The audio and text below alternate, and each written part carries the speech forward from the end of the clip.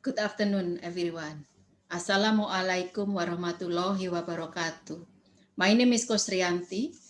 I present an article titled Identifying the Protection of SMSE Fintechs During the COVID-19 Pandemic. During pandemic, the government applied very tight policy on health protocol and social distancing.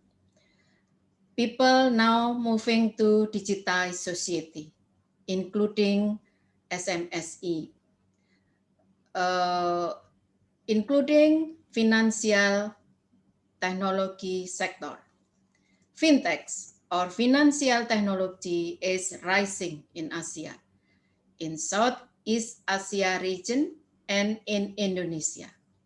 Type of fintechs are payment system, digital banking, digital insurance, P2P lending, and crowdfunding. Now SMSE rallying on fintechs. SMSE is the backbone of the national economic development of Indonesia because they regarding or their number are 99% of the total enterprise in Indonesia. They also absorbing 97% of workforce in Indonesia. However, they have very low access to the formal financial institution banking sector in Indonesia. They prefer to choose SMSE because they prefer to choose fintechs because fintechs is the most or the more flexible with easy procedure with small amount of loan starting from 5 million rupiahs. Thus, SMSE now rallying to the fintechs for the financial loan assistance in this unprecedented time of pandemic. However, in this time of pandemic, there are so many illegal fintechs in society.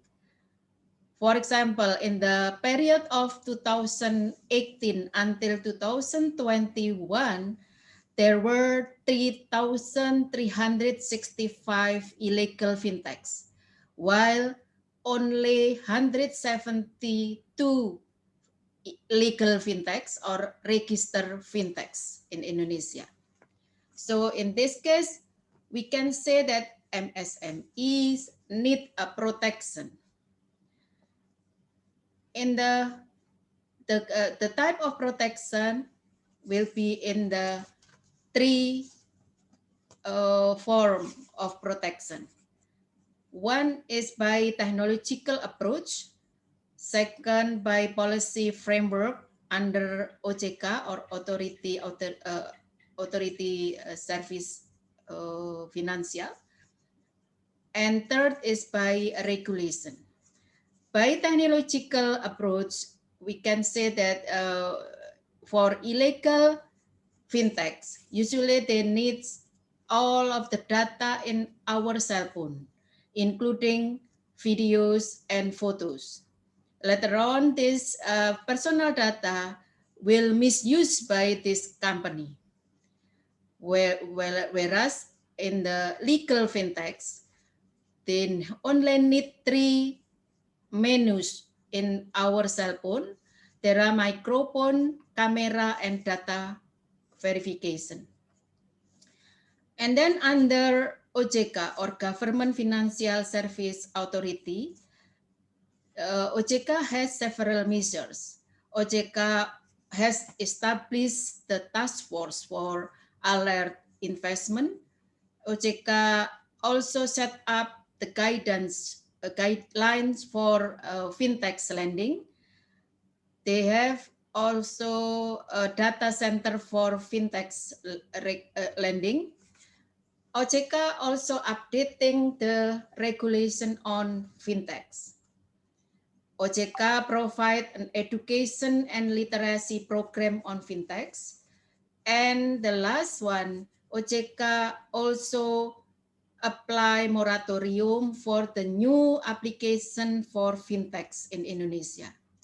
In education, in addition, there are some regulation that regarded as a protection for SMEs.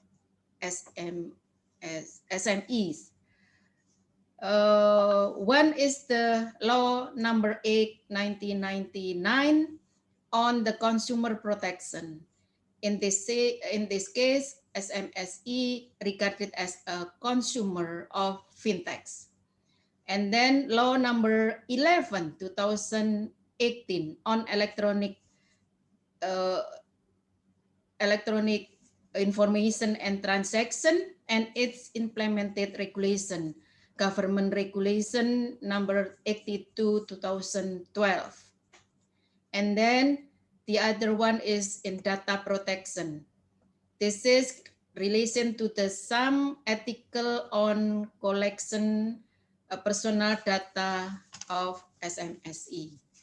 So we can summarize that SMSE prefer to use fintechs because fintechs offer easy requirement and has relatively less procedural than a banking sector.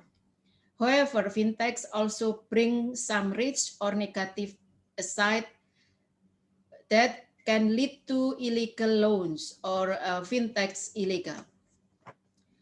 It's related to data security and misuse of information. We can sum up that the government actually has a provide the regulation or provide the protection for SMSE. The government has handled the hidden risk of fintechs.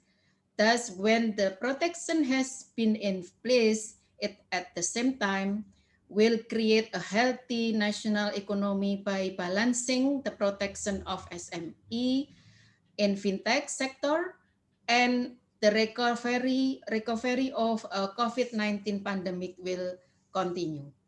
Thank you. Wassalamualaikum warahmatullahi wabarakatuh.